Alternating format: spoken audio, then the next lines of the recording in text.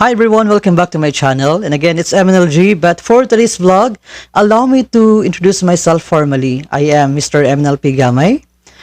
Currently, I'm taking a Doctor of Philosophy, major in Education Leadership and Management at Philippine Normal University. So, maybe you're thinking, why is it I'm wearing this suit? It's because for today's vlog, we'll be discussing about leadership and management, particularly the concept about employing a diverse workforce, making it work. Before I proceed, allow me to say thank you to our professor, Dr. Enero V. Ancho, for giving us this moment to share our thoughts about the topic in relation to our course, Leadership and Human Resource Management and Teacher Development.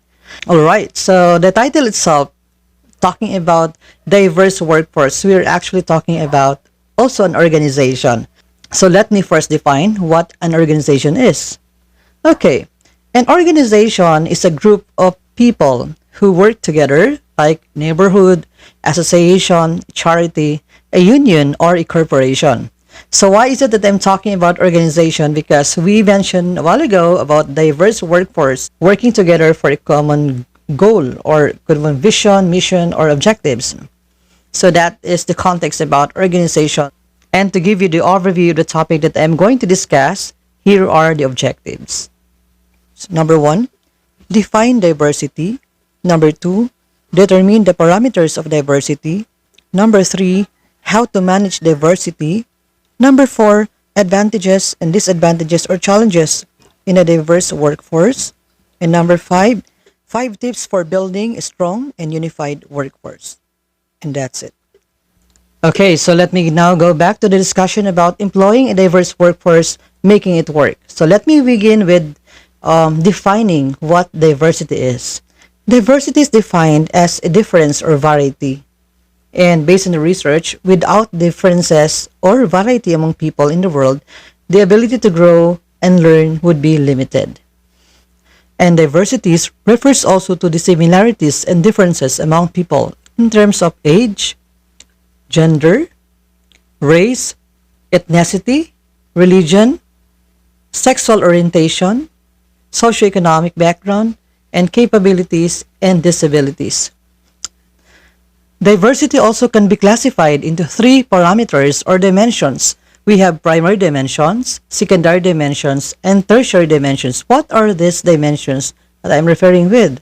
First, the primary dimensions talk about race, ethnicity, gender, age, disability, while the secondary dimensions talks about the religion, lifestyle, economic status, culture, sexual orientation, family status, thinking style, geographic origin, political orientation, nationality, work experience, language, and education. And last, the tertiary dimensions, which includes belief, assumptions, perceptions, attitudes, feelings, values, and group norms. So those are the parameters of diversity. Okay, so moving on. In employing diverse workforce, it is always a challenge how to manage diversity. And I have here, based on the research, we have steps in managing diverse effectively. Number 1, empower employees to challenge discriminatory behaviors, actions, and remarks. Second, reward employees for effectively managing diversity. Provide training. Next, encourage mentoring of diverse employees and encourage flexibility. Normally, like any all organization, may it be public, private, corporate, or even educational institution, it is a normal thing for a leader to encounter problems, challenges. As expected, a leader will always encounter advantages and disadvantages in making major decisions. These are the advantages in employing diverse workforce. First, higher productivity. Second, lower employee turnover. Third, new ideas and perspective. 4, better understanding of clients. 5, better access to new markets. And last, enhanced corporate reputations. Alright, we're done discussing about the advantages of employing diverse workforce.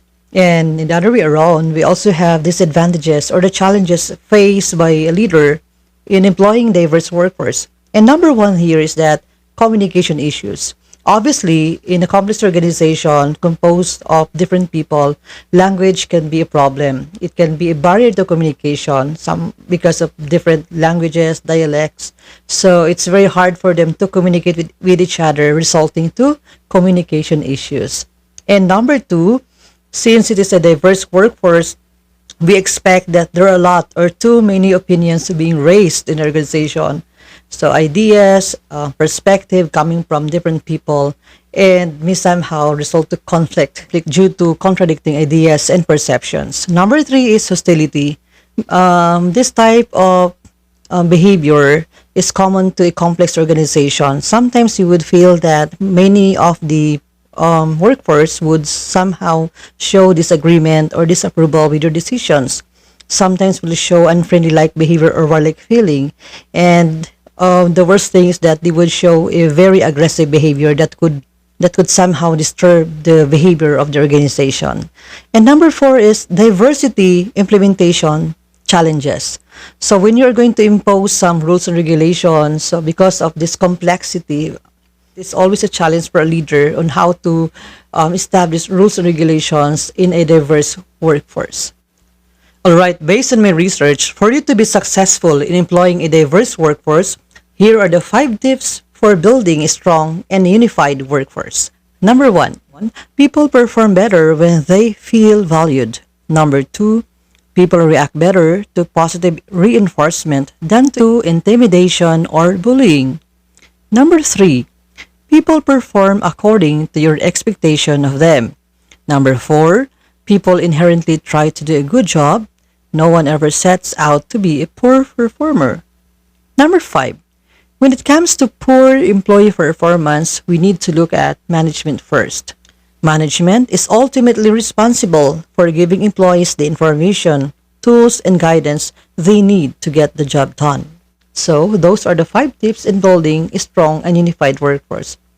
I hope that you have learned something from that 5 tips that I gave.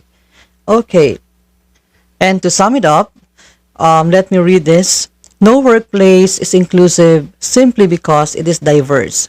Like all crucial aspects of your business, diversity is planned for and managed. Business leaders identify practical strategies to move forward on diversity management and then commit fully to its implementation with an inclusion strategy. As you manage the diversity of your workplace to address each of these goals, you'll gradually create a culture of inclusion. Your business will become more competitive because of its success in these critical areas. Well, based on the discussion, I have learned that the role of the leader is very critical in every organization because he's the one setting the tone, the behavior of the organization. No matter how complex the organization would be, if the leader would always think the general welfare, and I think the organization would run smoothly and the goals, objective missions will be met. And that's it. All right, and that ends my discussion about employing a diverse workforce. Make it work. I hope that you have learned something from those things that I discussed and being applied to your respective organization. Thank you for listening and bye everyone.